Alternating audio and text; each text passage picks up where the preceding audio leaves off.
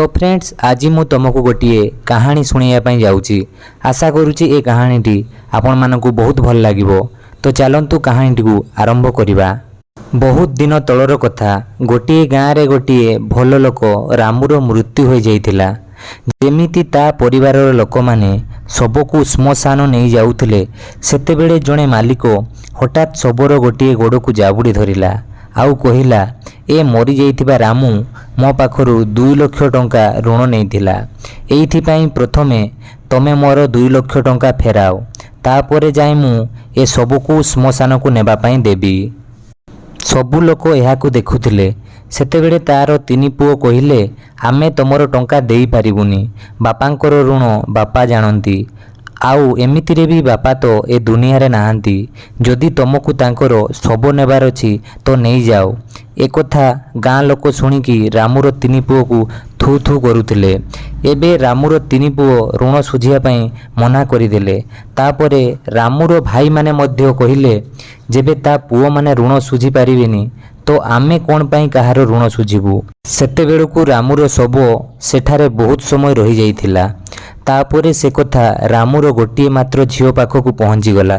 सेतेबेले ता झियो धाई धाई ता बापार शब पाखकु पहुँचिला आउ देखिला ता बापार शबर गोटे गोड़ गोटे मालिक धरिची।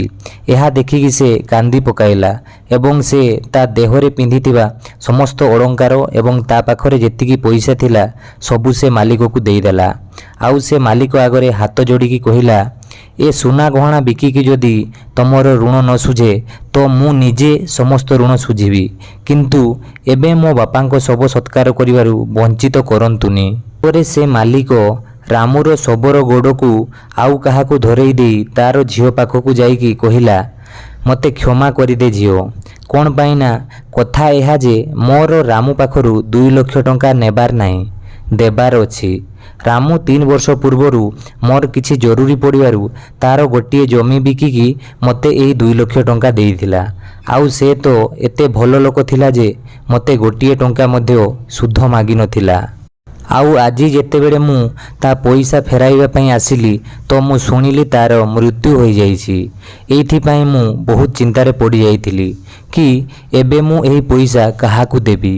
एइथिपाई मु गोटे प्लान कली, जहा फल कि रामुर 2 लाख टंका तांको घरर एमिति लोक पाखकु जाऊ जे कि रामू को बहुत भल पाउथबो एवं बहुत इज्जत करुथबो।